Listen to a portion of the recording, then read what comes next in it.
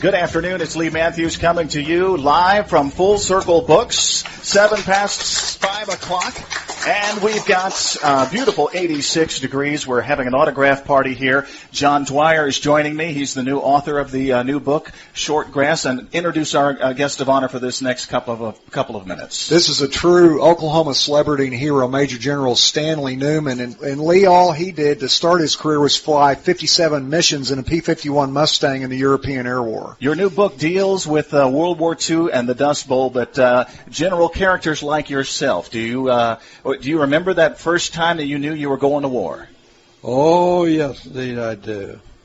We were out playing touch football and came back into our fraternity house at the University of Illinois campus, and somebody said Pearl Harbor's been bombed, and I didn't know where Pearl Harbor was. Mm-hmm. They said that's Hawaii, and then we knew we were going to war. Well, I know you saw a lot of action, and I probably could talk to you all day, but if you could give us maybe when start to finish through the war, what was there one image that stuck with you that you remember more than any other? Well, probably the time that two of us flight P-51s engaged two of the German jets, the MA-262s. And they were new at that time. This was experimental craft. Oh, yeah, they were fast. I made a pass to this one guy. I was doing 500 miles an hour, which was the max speed for the P-51. And by the time I got into range, he turned those engines up and he was gone. He just I felt like getting out and walking because I was standing still. He was in a Cadillac, you were in a Chevrolet. Well, yeah, I think he was more like he's in a Porsche. Okay. We're going to talk with more of our American heroes as we get ready for Memorial Day. And, John, we're going to talk to you about your book, some of the other books that people are signing today as well. Yes, sir. Okay. Great reminder that World War II is such a big part of our history and that there is literature with us today that those of us who are younger can learn about this incredible generation that carved out our history for us. All right, and come by and we're going to give some books away a little later on. Having a good time here at Full Circle Books, and we're having an autograph party with JDwyer. Hello, John. Hello, Mr. Lee. Your newest book, it is a historical novel. It is. It's called Shortgrass, and it hits close to home for Oklahoma folks. It's about a good old Oklahoma farm boy growing up during the Dust Bowl. So folks that know about my other books, such as the Oklahoman's history book, know that I'm a historian. I teach at Southern Nazarene University. So I love to weave history into even my historical novels.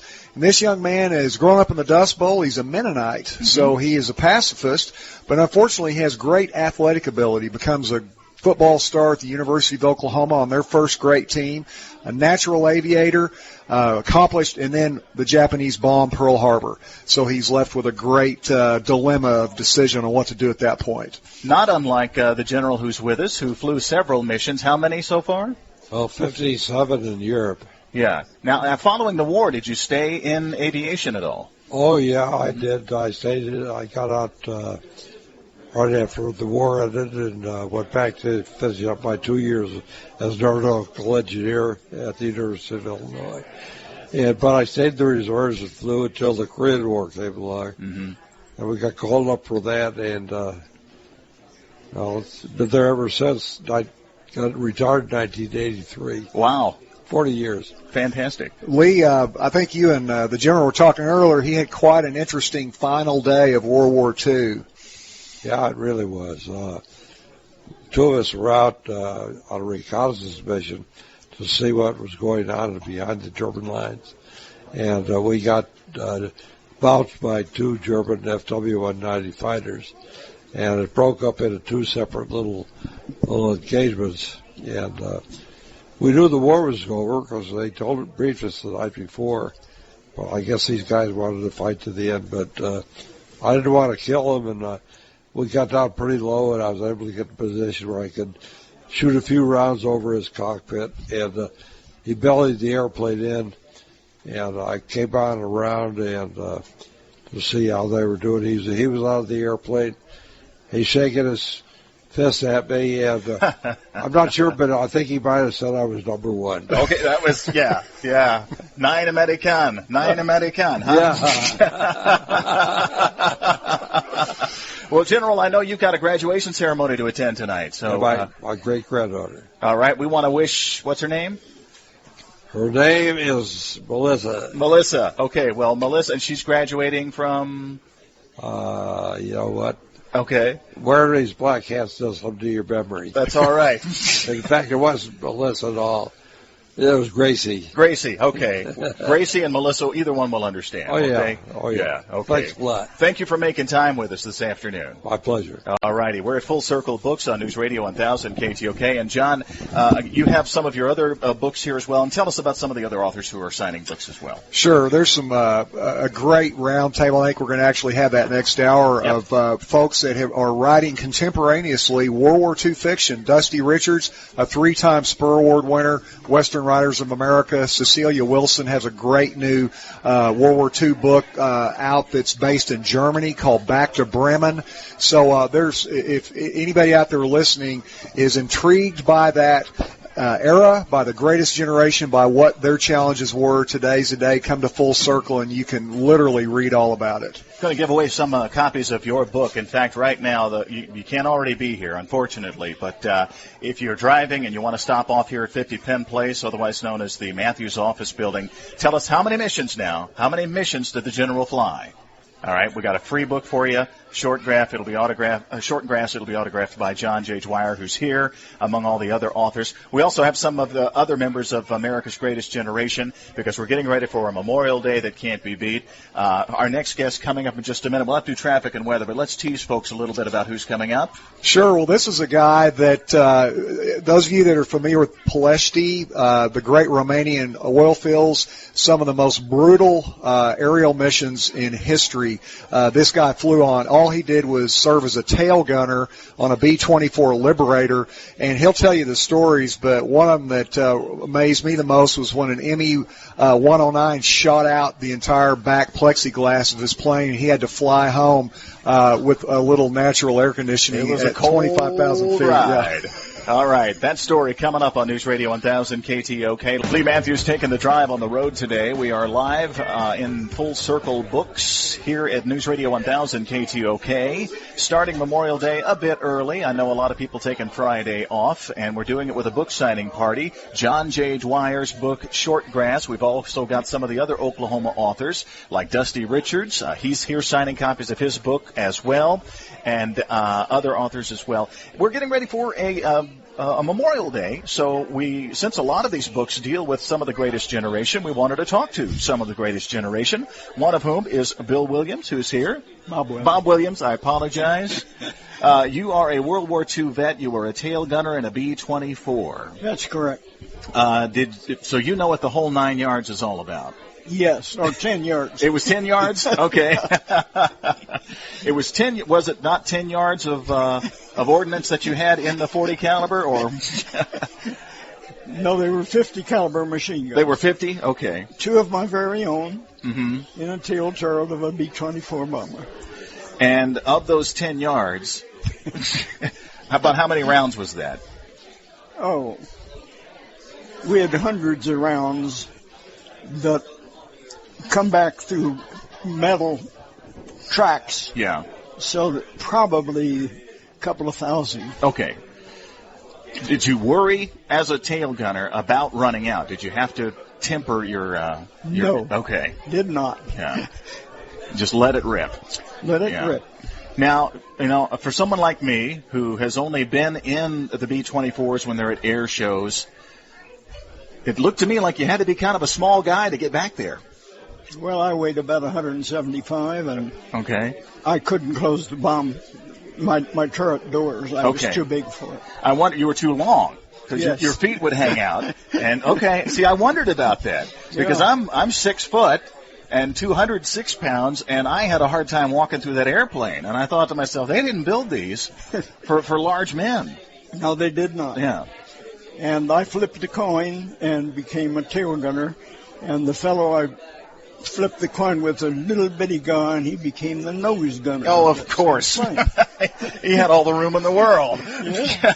Yes. Well, we teased this story going into the break about your adventure flying over the Romanian airfields. It was the Allies' mission to bomb those oil fields, I gather. Yes. Mm-hmm.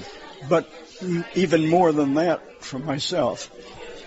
We bombed Vienna, the rail yards, because they served the whole Russian front. Mm-hmm. So we'd go up there, and they had 300 anti-aircraft guns to bear on us. Wow. So, but our bomb rounds were only about 30 seconds, and then we'd get out of there as quick as you could. Yes. Was your base in Great Britain? No, it was in Italy. Okay. Mm-hmm. Southern Italy, down by Bari. Okay. So it was a long mission then. Well, the bomber didn't fly that fast. Uh-huh. And our missions usually lasted, no less than about 10 hours. Okay. And one of them was 14. And that's an awful long time to sit in that turret. Absolutely. Now, you weren't allowed to mill about the airplane. And you had to be ready to go at all times. We climbed on the airplane. I got in our turrets. As soon as we got in the air, we got in our turrets, and we didn't get out again until we were on our way back to our base. And this story where your plexiglass was shot out on one particular mission, was this over the Romanian airfield, oil field? No, this was actually over Vienna. Okay. And the glass was about 2 inches thick and many, many layers. And it would take one cannon shell, and then it would be shattered, and we'd have to kick it out of the plane. Lift the pins and push it out. And so that's what you were forced to do, and then sit back there in that tail turret. Naked. Freezing to death, yes. Because you were still flying at a considerable altitude. Oh, yes. Except Ploesti, we came in on the ground and climbed and dropped our bombs and flew off because we wanted to dodge their anti-aircraft guns. Yeah. Well, we are so glad that you're here and telling your stories still as part of the greatest generation. Bob Williams, thank you. Don't stop telling your story, okay, sir? I refuse to stop telling my story. Thank you for your service to our country. We now need to service those who are driving home today with a little news on News Radio 1000 KTOK. News Radio 1000 KTOK, Lee Matthews coming to you live from Full Circle Books. We're down on the first floor of the Matthews office building, otherwise known as 50 Penn Place. And we are celebrating the release of Shortgrass by John JDwyer.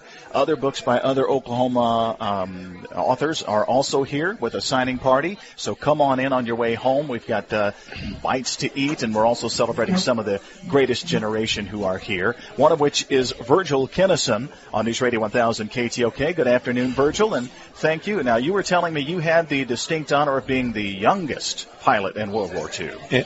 In China, Bremen Theater. On that theater, yes. Yeah. What was your craft? What did you fly? Flew the C-47. The C-47, yeah. Built out here at Tinker. Yeah.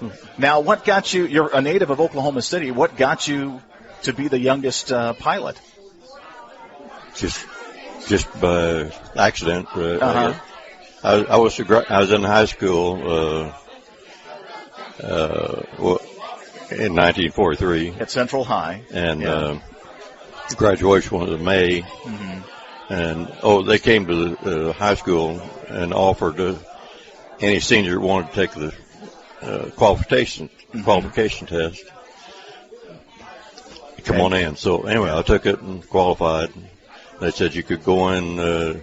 You could graduate in May, or you can go in on your 18th birthday. And I said, I'm ready at 18. So yeah.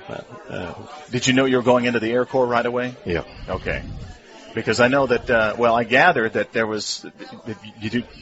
I don't know that everybody had a lot of choice then, or did you? Well, if that hadn't happened, I knew that at 18 that you're drafted. Yeah. Okay. That's in the Army. Oh, okay. I didn't like that idea. I understand. So I grabbed at the opportunity of taking the examination for Air Corps. Yeah. At that time, Air Corps. Now, of course, Air Force. It wasn't Air Force until 47. Yeah. Now, you were on the C-47, so what was your most memorable mission? I guess you might say long towards the end of the war, we had been flying missions to starting in the north part of Burma. Mm-hmm. The Japanese had taken Burma, and the British were in the process of chasing them back, but they needed supplies, and the only way to get supplies is by air. So President Roosevelt and Winston Churchill got together, and Roosevelt said, well, we have the airplanes, and so they formed a combat cargo, and I went over and started flying missions, and following the British advance, we were delivering to the front lines, and from dawn to dark, they were being supplied. So it was long days for us, so we flew every other day. I was going to say, about how long was the average mission? It varied. It did, depending on where you were flying to, Towards the end of the war, the missions were quite long. We had moved into mission all upper part of Burma, and we were flying as they moved. And by the time they got towards Rangoon, we were flying 175-mile missions. I mean, down there and back. Yeah. And talking about memorable, would be I arrived at the drop zone later in the war, and at my first pass, I lost one of the engines. Oh. And it wouldn't be possible for one engine to go back home. Oh, wow. I mean, 150 miles, that engine wouldn't last. So the Rangoon was about 70 miles beyond. And our intelligence, before we took our flights each day, had told us that they were 90% sure that the Japanese were out of Rangoon. Yeah. They weren't 100%. So you were wondering. We decided to go look anyway. We could look. So we went down to the airport, and there's no Japanese flag, but unfortunately there wasn't any British flag either. So it's looks kind of nice this time of year. I get used to ice. Another part of it that was a little shaky was our people had bombed the 3 runways. Oh, okay. Previously. So when we came over, they had been filled up. The holes had been filled up, and except one at the end of a runway that said "land here."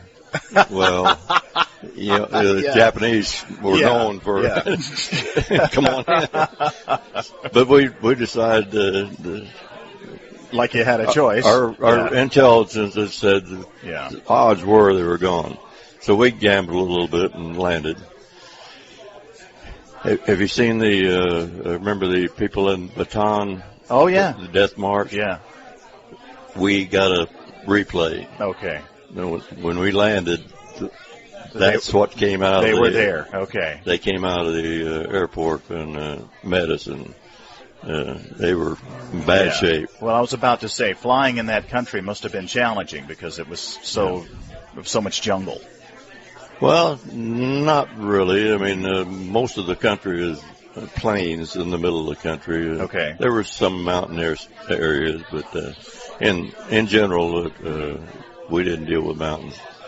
Well, Virgil Kinnison, thank you for your story. Thank you for your service to our country, and I hope you enjoy the rest of our party here that we're throwing at the Full Circle Bookstore as we have our autograph party for many of the Oklahoma authors. The author of Shortgrass is here, John JDwyer. His book deals with an Oklahoman who becomes a World War II soldier as a pacifist. The name of the book is Shortgrass, and that's what we're here celebrating on News Radio 1000 KTOK.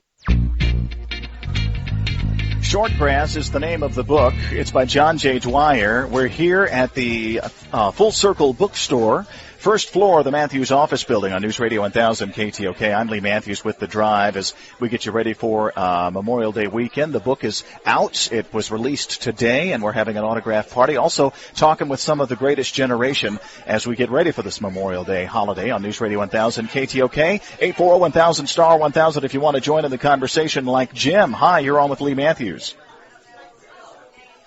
Hello. Go ahead, Jim.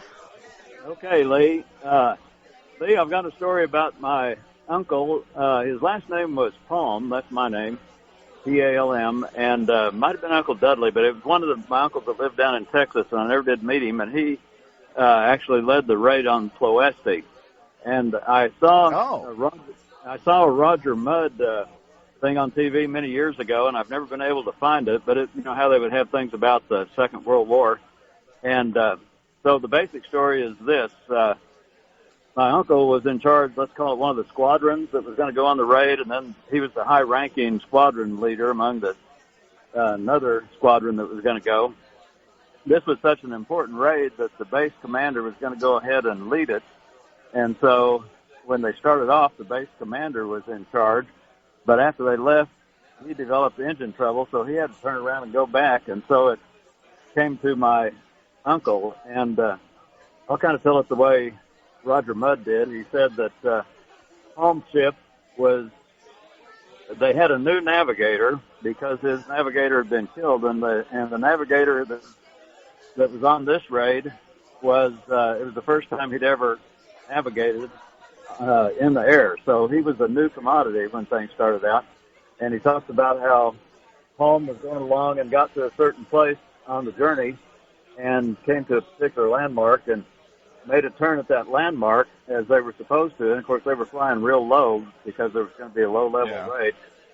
So he made a stop, or he kept going there, and the guy that was the leader of the squadron behind him thought that it was bad navigation, and he made a turn the other direction. And so Palm went on toward Ploesti, and after the second squadron commander had been flying the other direction for a while, he realized that he was going the wrong direction, so he turned around and came back. So he came back, and when they made the raid on Ploesti, then they were each coming in from a different direction, coming toward each other. And they came in low, and the Germans said it was the most spectacular display of low-level bombing that they'd ever seen in their life. They couldn't imagine how everybody managed to come from different directions and not hit each other. And the Germans were really impressed by the whole thing. So that's fantastic, Jim. I got to tell you, it's stories like that I just love hearing from some of our greatest generation. We're going to hear some more of those stories coming up. Also, some of our current generation, Steve Coleman, chairman of the Oklahoma Honor Flights, is going to tell us how we are honoring some of these gentlemen and how you can help honor them as well. News Radio 1000 KTOK, it's The Drive with Lee Matthews. We're having an autograph party here for the debut of the novel Shortgrass. It's about the Dust Bowl days and also about World War II. So we have some of the greatest generation here. And unfortunately, the greatest generation are starting to dwindle in numbers. Amazingly, a lot of them haven't even seen the memorial in Washington, D.C. that is in their honor. Steve Coleman and his group, Oklahoma Honor Flight, want to change that. Good afternoon, Steve. Yes, sir. Am I correct? You'd like to change that? Well, I think we have changed it. Uh-huh. We have been in existence for almost 8 years now, and we have been privileged to take 24 trips to Washington, D.C., taking a total of 2,055 Oklahoma veterans. About 95% of those veterans were World War II veterans. So with the help of many, many Oklahomans giving their money generously and giving their time generously, we've been able to provide that opportunity for the greatest generation. You have one of your board members here who's been on many of the trips. Randy Kersey. In fact, just coincidentally, Randy was the guardian of Mr. Williams, who was the second veteran that you interviewed. Captain, yes. Yes. Mm-hmm. And Randy was in charge of one of the major components of our program, which was to honor the veterans with a mail call experience, and each of them received a packet of approximately 20 letters from Oklahoma school children thanking them for their service. Oh, that's cool. Very cool. That was a labor-intensive project that Randy was in charge of, and perhaps in the next segment he can talk some about that. Sure, Randy. How many trips did you go on? I lost count, but I think I went on about a dozen. Yeah, and each of them a magical experience. Absolutely. Yeah. Very rewarding, very interesting, very educational. You got to sit and visit with some of the people that you only had a few minutes with. Sure. On a flight to and from Washington, D.C., and then spend the day with them and watch them relive their memories and their boyhood. How much did it mean to some of them to actually visit? Well, it was extremely meaningful, very touching to them. Comments that were made included, this is my final mission. This tops off my military service. Those types of comments were very common. Honor Flight is the program. Steve and Randy, I hope you'll hang on. In the next hour, I'd like to talk more about it and about the future of the program, where you all stand now, and how you're helping some of the greatest generation. We're going to talk to JDwyer again about his book, Shortgrass, and he's signing copies of it right here at Full Circle Books, where you can stop by, have some refreshments, meet some of the authors of some of these books, and pick up a copy or two of authentic Oklahoma authors, and meet some of the greatest generation on News Radio 1000 KTOK. And here we are with the drive on News Radio 1000 KTOK, coming from Full Circle Books. We're on the first floor of the Matthews office building, the Mob. Okay, it's 50 Penn Place. You call it what you like. I call it what I like. And we're not only celebrating the publication of Shortgrass by John JDwyer, who's a historian of Southern Nazarene University. He's written a historical novel, but we have several other authors who are here, too, signing their books. Cecilia Wilson, and your book, Back to Bremen. Yes. Good afternoon. Good afternoon. Thanks for having me. Yours is historical as well. It is. It is a nonfiction book about a dear friend's journey in childhood when she was in World War II. It's a different perspective. It is not a Holocaust story. It is a German mother who was left by herself in the war with 8 children that she had to get through the war. So it's a 10-year period of my dear friend Edith's childhood, but it turned out to be this great story about a little bitty German mother who becomes a heroine without really even trying. I mean, she just does because she's a mother. When you talk about the World War II era and, Memorial Day's coming up, the more I read about it, the more I study it, the more I realize, we think of it with hindsight of extraordinary people doing extraordinary things, but at the time they didn't think they were. That's right. And, one of the things I love about Back to Bremen is the fact that this is a very common mom. She just wanted to live her life. Her Führer's going crazy. And, it's interrupting her raising her children. And she doesn't have any designs on being anything other than a mother. Mm-hmm. But by being a mother and by doing anything and everything she had to do to get her children through the war, she becomes this strong inspiration for this story. It's a wonderful story. I love it. I've loved it for 20 years. And I'm very proud that it is now in book form for people to read. And you're signing copies of that book here. I know there's going to be some people lining up at your table while you're here, but I appreciate you participating in a bit of a round table, if you will. Dusty Richards is also with us. Our paths kind of indirectly crossed in Northwest Arkansas. Once upon a time, you were an agriculture reporter. Yeah. I got up every morning on the TV. I was the first guy on TV before 7 o'clock. They didn't have anything but New York, and so, I had a lot of friends. I was announcing rodeos at the time and busy. I had an auction business, everything else. And then this book writing came along. Now, you've written several books that have won some Spur Awards. Yes, I have. Yeah. This book that I'm selling here this evening, The Mustanger and the Lady, won the Book of the Year for last year, and that's kind of like winning an Oscar to get that. So we're very proud of that. The book has been made into a movie. Oh, and it's called Painted Woman, and it's going to be released soon. I saw it run a week from Wednesday. I got to see the premiere showing of it, and it's a good movie. It's not a bad Western at all, and it's very entertaining. And I believe the lady that's the star in it is going to go through the sky. Well, she's an actress. So I've had a lot of fun with that. Mm-hmm. It's a book about a dance hall girl who is under the threat of death because she knows 2 guys murdered a minor. Mm-hmm. So she's trying to escape. She's not very good at riding a horse, and here this poor old horse get caught in the desert, and the Mustanger, who likes living alone and being by himself out there and not having to work for people, he can break horses and sell them, catch wild horses. And the two of them meet. Yeah. And before it's all done, there's lots of exciting events for it. And we call the book The Mustanger and the Lady. They call the movie The Painted Woman. So I want to watch. It may be at the film festival here in 2 weeks. Okay.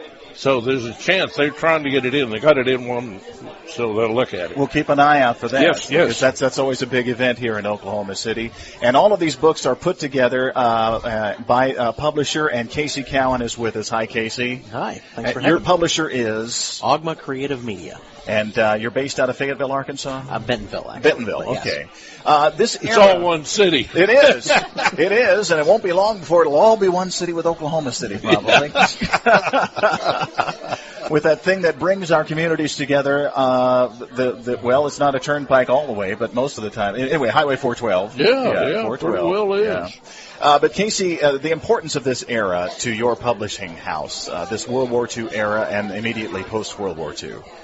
You're talking to a history nut here. I was an Air Force brat growing up, so I was very steeped in this time period. Especially my father was another military history nut, and so I grew up learning about the Greatest Generation. And then I went to school and read about it, and eventually ended up in college. And my goal at that point was not to start a publishing company, but to become a professor of military history. And World War II was one of my biggest areas of study. And so even though I didn't follow that track and I ended up starting this company instead, being able to talk about this time period, which I believe is one of the most significant periods in American history, not to mention, world history. This is the biggest war in the history of the entire world. But being able to the collective memory at this point is shrinking about World War II. And so that opens us as a country, that opens us up to a lot of, we don't have the memory of what happened, of the horrors and everything, so we have more people that are banging the drum of war and jingoism and things like that they don't recall just how horrible this really is. The Martyropkis of Germany or America or anywhere else, the horrors that they saw and the trials that they faced, there's no one still going out there and conveying it, because our World War II veterans we're losing them at a rate of, I think I read something like 200 a month or something like that recently. So being able to get out these great books, fiction and nonfiction, about what happened in that time period is essential, I think, to the American public and to getting that in their head so that we don't end up making the same mistakes that we did 70, 80 years ago. Casey Cowan is with us, along with Cecilia Wilson and Dusty Richards. We're at Full Circle Books on News Radio 1000 KTOK. It's a book signing party for Shortgrass and the publication of John JDwyer's book, but we have other authors here as well. Cecilia, I saw you nodding when he was talking about the significance of keeping some of these memories alive. It seems to me that let me just ask you the question, I guess. Is there more nostalgia attached to World War II because it's the one that is fading, or is it because it involves so many more people? Good question. For me, I love everything about the era for so many different reasons. I appreciate the courage and the fight and the stand that they had to take against odds, that they were facing. I don't know that anyone wants a war, but there's times when you have to stand and fight. And we saw these gentlemen tonight that understood that, and as young men, they went out and did that.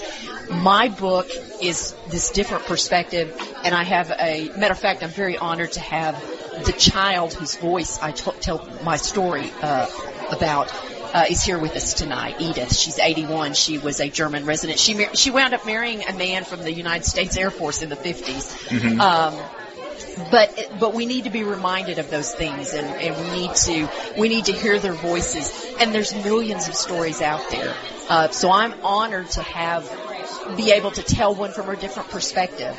I don't know what it is about that era. Again, I love the movies from the era. I love the the lightheartedness from the era, and yet it became very, very serious too. The war affected everyone, regardless of what side you were on. Dusty? We really intended to have the Blue Roan Colt here, which is my story.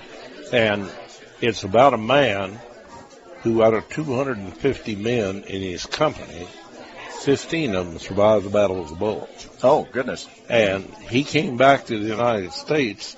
He wanted to get on a horse and ride to the end of the world. He had machine guns going off in his head and everything else. Yeah. And in place of that, he found a ranch that had been abandoned.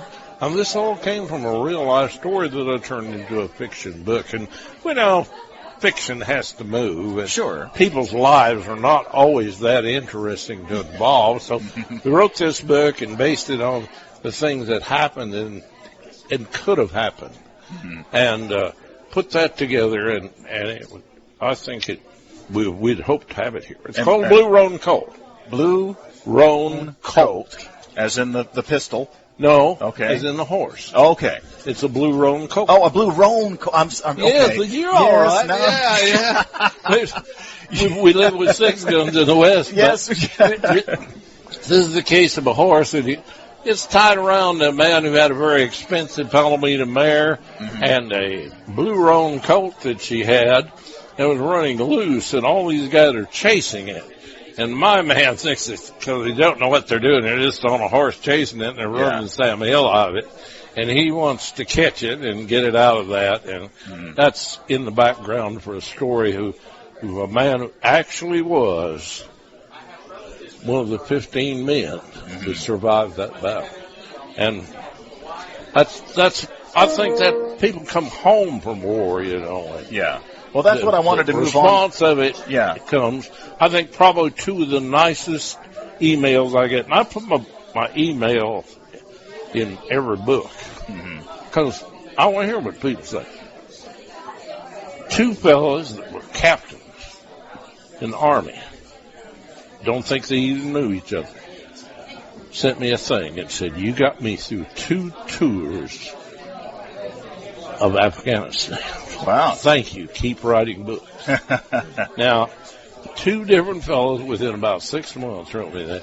That's they couldn't have given me an honor that high.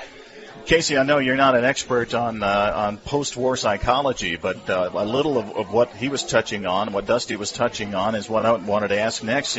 There seems to be more reluctance to talk about the war experience, especially recently, but not so with World War II. Why do you think that is? Well, I hesitate to say that World War II was, quote, the last good war in terms of American history. We were united to an extent as a country that we haven't been since, except in the immediate aftermath of 9/11. Now there is, I think, there's more stigma attached to the horrors of what's going on over there that we're perpetrating, that we're not so much defending as we are offending. And, in World War II, we were saving the world from fascism and imperialism. Whereas now we're in these little wars here and there, and we're taking on terrorism, but by what means? How are we doing this? Are we bullying nations? Are we doing these things to civilians and everything? And what is our cause to do that? And so, our people come home having gone to the edge, having done these things, and back then they were actually defending they were defending something larger, whereas what now they're defending something that's a bit murkier.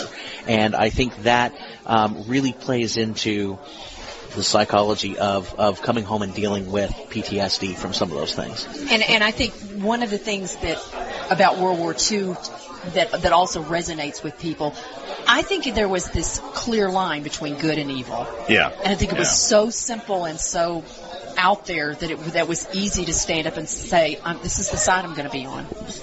Cecilia Wilson, Dusty Richards, Casey Cowan, thanks for joining us, and thanks for being here. We're at Full Circle Books. We're celebrating the era, getting into Memorial Day weekend with the release of Shortgrass by John JDwyer. He's busy signing copies. He can sign one for you coming up on News Radio 1000, KTOK. We've got more memories coming your way as well, more veterans to speak with, and more literature to talk about. News Radio 1000, KTOK, it's Lee Matthews and The Drive.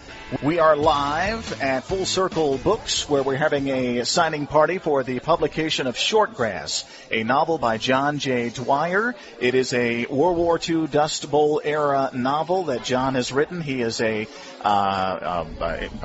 history professor at Southern Nazarene University. We also have some of the members of the Greatest Generation joining us. So it's turned into kind of a pre-Memorial Day celebration on News Radio 1000 KTOK. Steve Coleman and Randy are here with Honor Flight, and you guys have the honor of bringing some of these Greatest Generation members to see their honors in Washington, D.C.? Yes, sir. And Randy, you have one of the honorees with us. Yeah, I have with me Charles Clark. I call him Charlie. Charles, tell us, what was your role in World War II? Well, I was in the Navy, but attached to aviation. Mm-hmm. And I was on a ship, and we set up naval air supply depots all over the Pacific. The Marshall Islands, Guam, Saipan, Tinian. We went down to the Solomons. Mm-hmm. We supplied a few parts there, and then came back to Guam and Saipan and Tinian. Then we ended up in Okinawa. Oh, goodness. Yeah. So you were in a supply capacity in Okinawa? We set up the supply depots. Mm-hmm. Not all of them, but from our ship. We carried wings, fuselages, engines. Mm-hmm. Pratt & Whitney, Lockheed, all of them. Was that up into and including the invasion, or was it post-invasion? Actually, this was during the war. Yeah. There was only 2 ships like it in the whole Navy, and there was one other, but I can't think the name of it. But mm-hmm. It was good duty. Didn't see a whole lot of action, but did see some. Mm-hmm. And kind of thankful for that. Well, I would be too. You know, I talked to so many, Steve. I talked to so many of the Greatest Generation who wanted to see action. I would have been one of the ones that said, "No, not me, thank you." Well, I saw action, but yeah,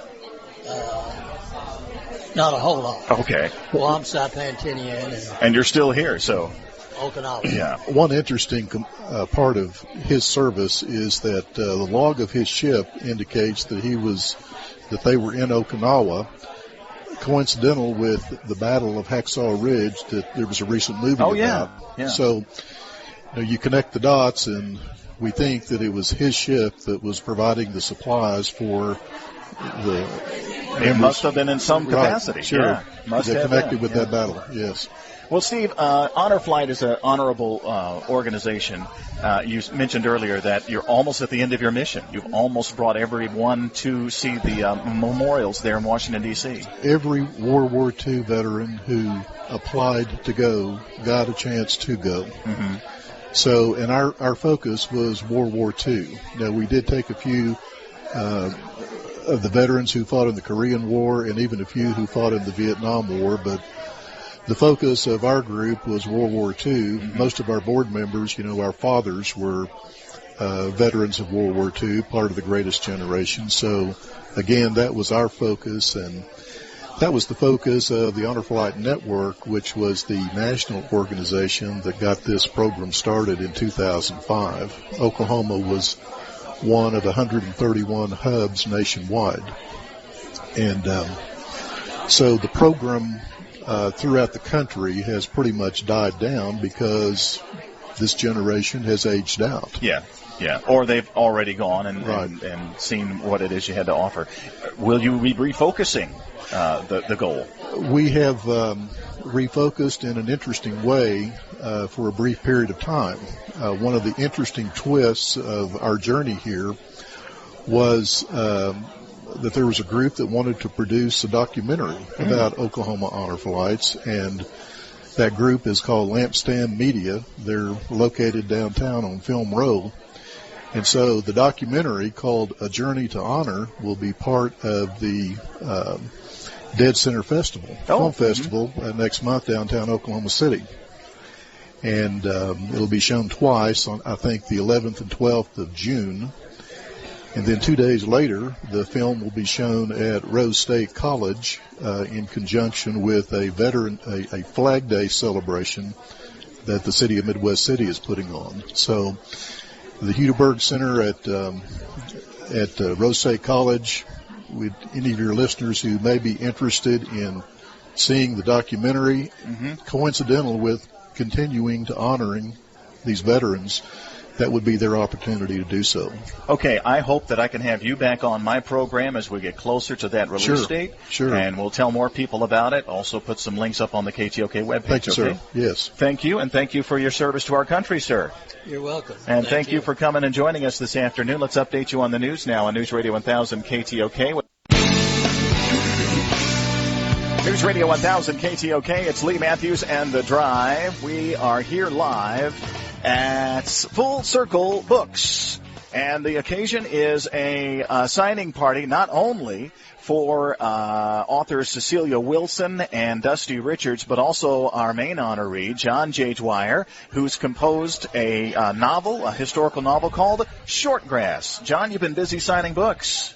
I have, Lee, and it's just an encouragement to be reminded that, for a lot of folks, and certainly your listenership, the type of folks that listen to KTOK in general, your show in particular, we have a day like is coming up, Memorial Day, and it's great to know there's still folks around. They don't just look at that just as a day on the calendar when you barbecue or get together with friends and family. That's all great.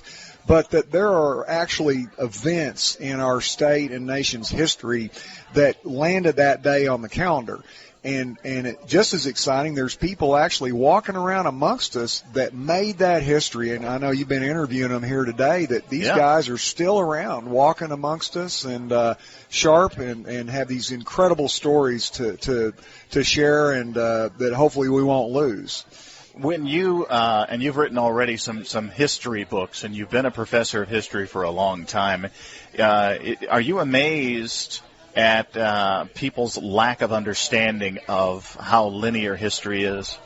Absolutely, and I would just use myself as Exhibit A, Lee. The Oklahomans book that you and I have talked about before on this program, the Oklahoma history book that I've written, that was a 10-year project, and a big part of that was because it took that long to get Dwyer, the history professor at Southern Nazarene, up to speed on a lot of things I didn't know about, that I didn't retain after growing up in Duncan, Oklahoma, getting Oklahoma history courses and all.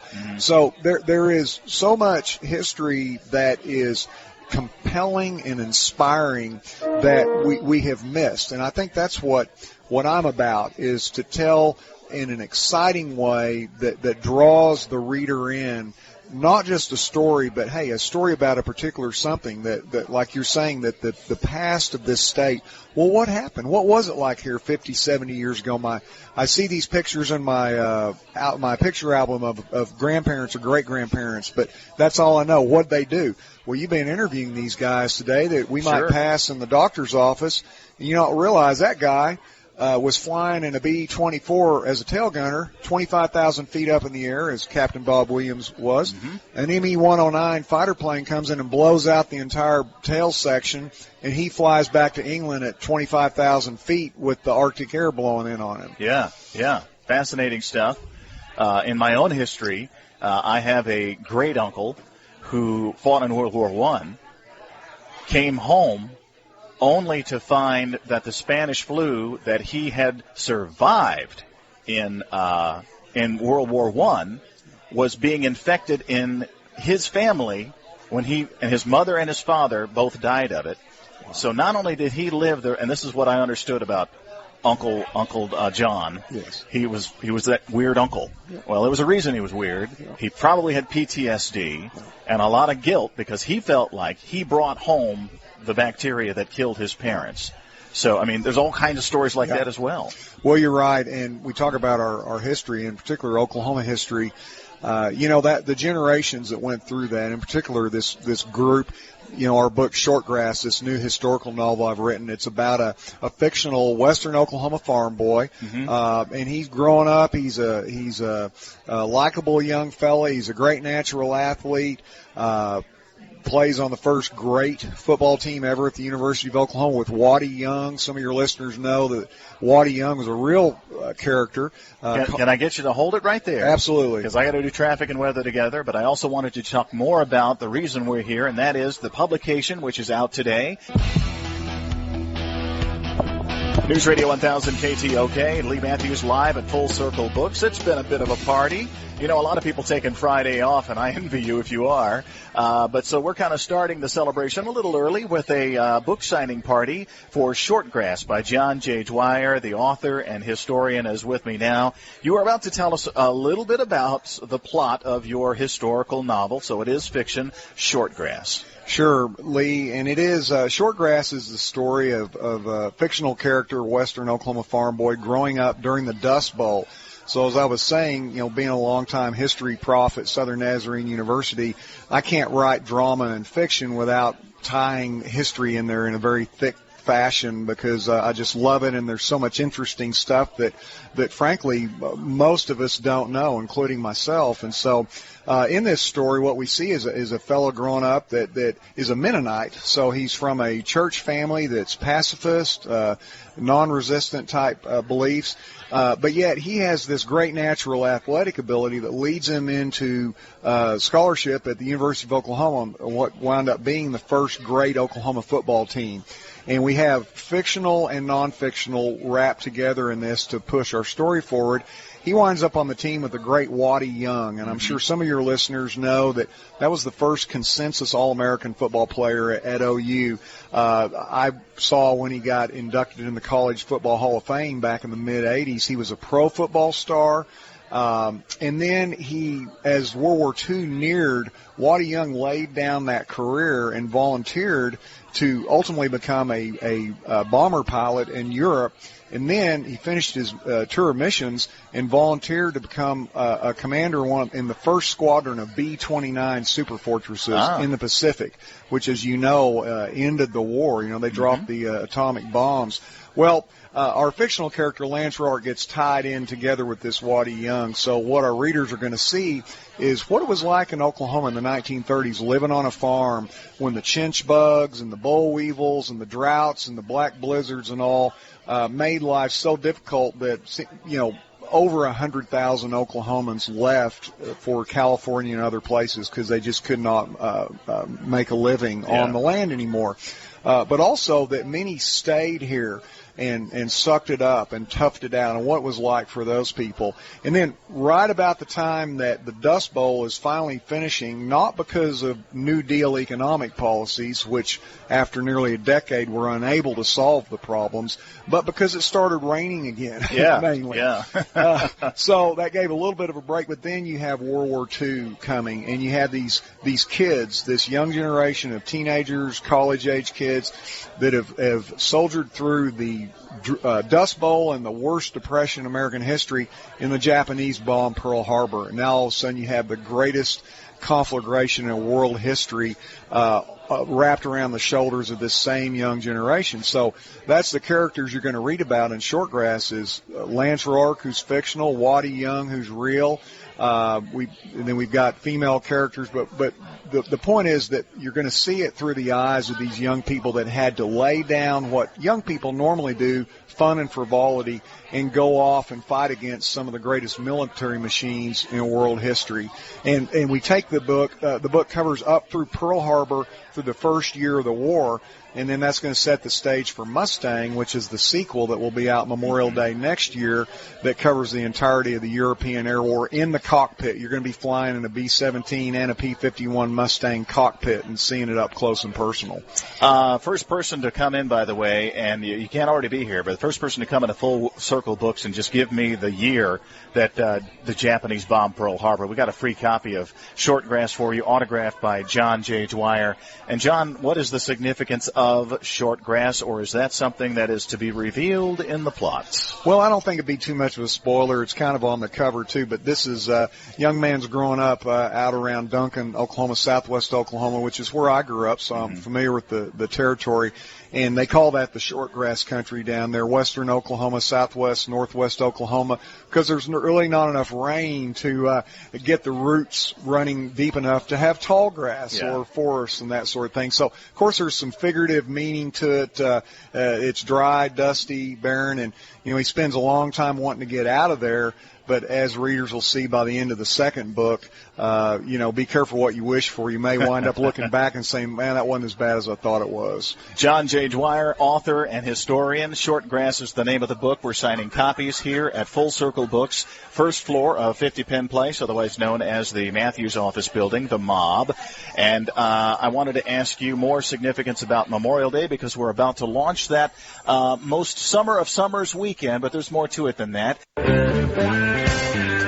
News Radio 1000 KTOK, Lee Matthews. We've had a really good afternoon here on the drive. Hope you've enjoyed it too. Talking to some of the greatest generation and talking to John JDwyer, who's a professor of history at SNU and written a book called Shortgrass, which is out. Today's the publication date, right? It's officially out. Yes, it is. Yeah. And we're really excited about that. For folks that want to read just a story, a historical adventure and romance story that also gives you an up-close and personal look at what it was like in Oklahoma in the Dust Bowl and World War II. And you and I have been talking about these World War II veterans that you've had on the show today, which most of us don't realize. There's guys still walking around in their 90s. Some of them are centurions that are sharp as a tack. That these guys, some of them drive. You were talking about one of them, Captain Kinnison, doesn't wear glasses. And he's in his 90s. Come on. What do you want? That might have been part of why he was the youngest pilot in the Pacific Theater in World War II. Must have been. But, these guys are still around, and we can avail ourselves of their stories. And we were talking a moment ago about how we had this impression that the World War II guys, they went and did the job. They came back. They didn't complain. They didn't ask for, handouts and all this kind of stuff. They didn't spend a big part of their life in rehab and all these things. Well, that's true. But what we overlook is that those guys, they paid just as much a price as Vietnam veterans, Iraqi war veterans, Afghanistan, in the mental and the physical toll. These guys, I remember when I was a kid growing up as a baby boomer, they call it shell shock. I remember I was explained to me, well, occasionally he can't hear that good, and occasionally he gets a little dizzy, but, those guys have PTSD. That's what we know of it now, yeah. Yeah, they brought back psychological scars. They brought back, one thing my mom did remember about my father, he never talked about the war. He was in the U.S. Army in the Pacific Theater for 3 years, 43 to 46. Went over there with a full head of curly blonde hair, came back bald as a cue ball, had malaria, strafed by Japanese Zeros in New Guinea. We only know that because he told his dad. One thing my mom did remember, she would ask him about the war, and he would say, well, someday, honey, I'll tell you about that. Well, he died before he could tell her. But one thing she did hear him say was she would hear him moan and have the nightmares at night. Yep. He would never talk about them, but he would frequently have those. So get your vets to talk about it. And you know what, John? I've got documentation going back to ancestors of mine in the Civil War. Suffered the same thing after the Civil War. Old Uncle Dudley just wasn't the same after the war. Well, of course not. It's what we now know of as PTSD. So hug a vet, reach out to them, get them to tell their stories. We're so glad, John, you told your story of Shortgrass. It is available here at not only here at Full Circle Books, but Amazon, other booksellers. Barnes & Noble, yes. But you can only get it signed while John is here at Full Circle Books. So come on by on your way home. News Radio 1000 KTOK. You're welcome. Good night, ladies. Good night.